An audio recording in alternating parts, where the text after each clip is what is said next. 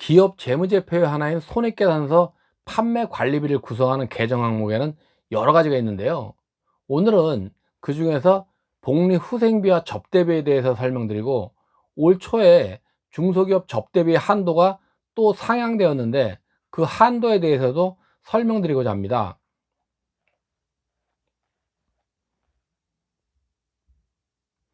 안녕하세요. 이성윤의 중소기업 컨설팅입니다.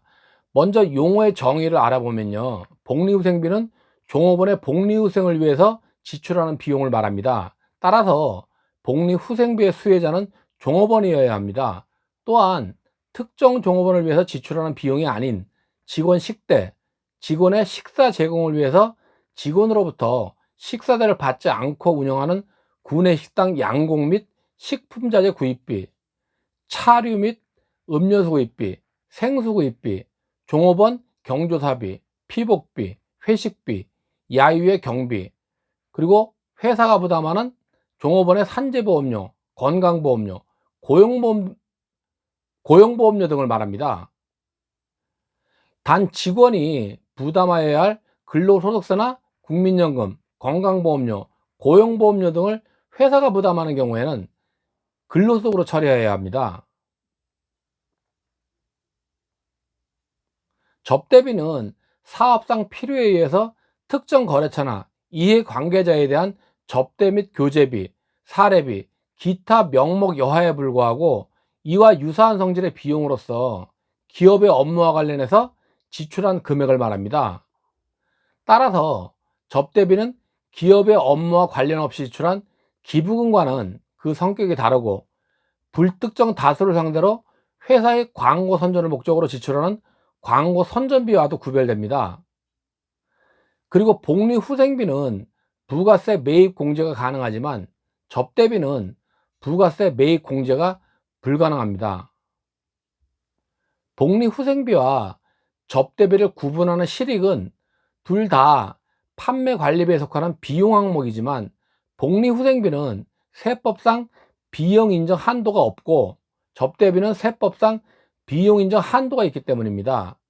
따라서 복리후생비는 원칙적으로 모두 비용으로 인정이 됩니다. 다만 인건비 대비 복리후생비가 과다할 경우에는 불성실 신고 대상이 될 수 있기 때문에 유의하셔야 합니다. 또한 세법상 복리후생비의 한도는 없지만 통상 총 인건비의 20%를 넘지 않는 것이 좋습니다. 복리후생비 지출 증빙 서류와 관련해서는 지출 금액이 3만 원을 초과하는 경우에는 적격 증빙, 즉 세금 계산서, 신용카드 매출 전표, 현금 영수증, 계산서 등의 정규 영수증을 받아야 합니다. 다만 3만 원 이하의 경우에는 간이 영수증을 받아서 보관할 수 있습니다. 접대비 지출 증빙 서류는 지출 금액이 1만 원, 경조사비의 경우에는 20만 원을 초과하는 경우에는 적격 증명을 받아야 하고, 1만 원 이하의 경우에는 간이 영수증을 받아서 보관할 수 있고, 20만 원 이하의 경조사비의 경우에는 청첩장이나 부고 등의 자료를 받아서 보관할 수 있습니다. 다만 접대비의 경우에는 비용 인정 한도가 있기 때문에 비용 인정 한도를 초과하는 경우에는 적격 증빙 여부에 관계없이 비용 인정이 되지 않습니다. 따라서 비용 인정 한도를 초과한 경우 법인에 대해서는 적격 증빙이 있는 경우에는 한도 초과 금액에 대해서 법인세만 부과하고, 적격 증빙이 없는 경우에는 법인에는 법인세, 대표이사 또는 그 사용자에게는 상여 등으로 처분해서 과세하고, 개인사업자의 경우에는 소득세를 내야 하기 때문에 적격 증빙은 필수라고 할 수 있습니다. 그리고 복리후생비나 접대비에 대해서 적격 증빙이 없는 경우에는 적격 증빙 없는 금액에 대해서 2%에 해당하는 증빙불비 가산세가 부과되기 때문에 유의하실 필요가 있습니다. 종업원에게 복리후생적 성격으로 지출하는 항목 중에서 복리후생비 처리가 아닌 근로소득으로 처리해야 하는 지출 항목들을 살펴보면 다음과 같습니다. 업무상 재해가 아닌 종업원에 대한 치료비 지원금, 월 10만 원을 초과하는 식대 보조비, 명절 떡값이나 장기 근속 시상 등 종업원에 대한 선물, 종업원에 대한 업무와 관련된 시상금 등입니다. 단 업무와 관련된 직무발령 보상금은 500만 원까지는 비과세가 되고 500만 원 초과되는 금액과 업무와 관련이 없는 시상금은 기타 소득으로 처리됩니다. 기타 소득은 20%를 원천 징수하고요. 접대비에 해당하는 지출 항목을 살펴보면요. 첫째로는 접대, 교제 등을 위한 비용, 즉 사업상 필요에 의해서 사업에 관계가 있는 자에게 접대, 향응, 위안, 선물 기증 등 접대 행위로 지출된 모든 금품의 가액인데요. 거래처 접대비, 거래처 선물 대금, 거래처 경조사비, 거래처 화환 대금 등이 있습니다.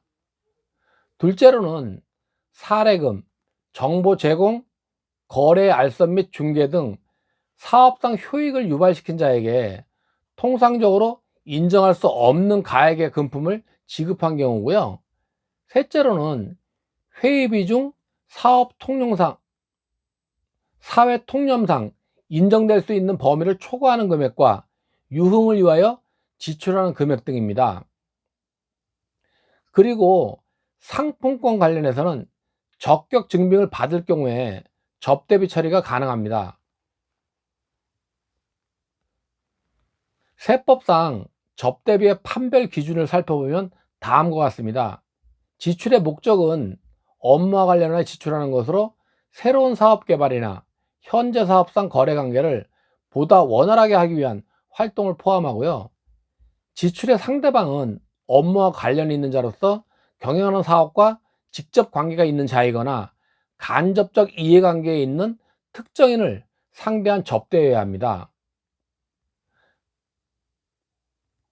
그리고 금액의 규모는 사업상의 대화, 교섭 등 이익을 얻기 위한 교제, 응대, 위안, 사례 등 접대 활동과 관련해서 통상 필요로 하는 금액을 합니다.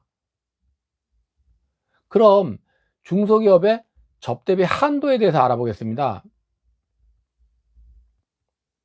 접대비는 소비성 지출로 기업의 접대비 지출에 대한 비용을 과세 당국이 모두 인정한다면 소비 향락적인 문화를 조장할 수 있고 조세 회피의 수단, 기업의 불건전한 소비 지출로 인한 투자 저해 등 여러 가지 문제가 발생될 수도 있기 때문에 과세 당국은 기업의 접대비 지출에 대해서 세법에서 엄격하게 규정해서 일정 금액 이상의 지출이거나 증빙 서류가 적절하지 않은 경우에는 세무상 비용으로 인정하지 않고 있습니다.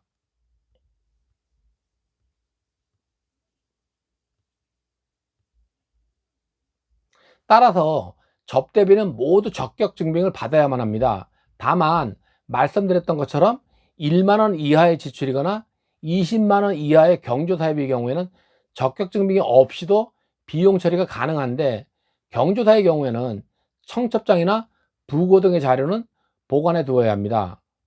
그리고 2021년부터는 적격 증빙을 받아야 하는 기준 금액이 1만 원에서 3만 원으로 상향됩니다. 적격 증빙이 필수인 접대비의 한도는 보시는 것처럼 기본 한도와 수익 금액에 따른 추가 한도로 되어 있는데요.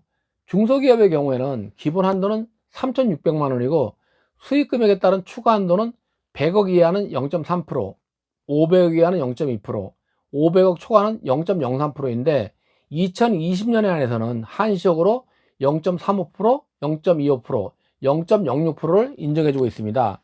예를 들어서 매출액이 30억 원인 중소기업의 접대비 한도액은 기본 한도 3,600만 원에 수익 금액에 따른 추가 한도를 더하면 4,500만 원이 되는 거고요. 2020년에 한해서는 100억 이하는 한시적으로 0.35%가 적용되니까 4,650만 원이 되는 겁니다. 단 특수관계인과의 거래에서 발생한 수익 금액에 대한 한도는 말씀드린 수익 금액별 추가 한도의 10%에 해당하는 금액을 한도로 합니다. 그리고 부동산 임대업의 주업인 법인의 접대비 한도는 말씀드린 접대비 한도액의 50%가 적용됩니다. 그리고 말씀드렸던 일반 접대비와는 별도로 문화진흥 및 기업의 건전한 소비문화 정착과 접대문화 조성을 위해서 문화예술 공연이나 전시회와 박물관 입장권, 운동경기 관람 입장권, 음반이나 비디오물, 도서, 관광축제 관람 체험 입장권 등을 구입해서 고객이나 바이어를 접대하는 문화 접대비에 대해서는 추가로 비용 처리를 해주고 있는데, 그 한도는 보시는 바와 같이 일반 접대비의 20% 한도 내에서 인정을 해주고 있습니다. 이상과 같이 복리후생비와 접대비의 구분과 중소기업의 접대비 한도에 대해서 알아보았는데요.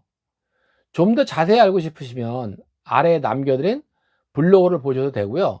궁금하시거나 요청하실 사항이 있으시면 댓글 남겨주십시오. 좋아요와 구독 신청도 꼭 부탁드리겠습니다. 그럼 다음 시간에 뵙겠습니다. 감사합니다.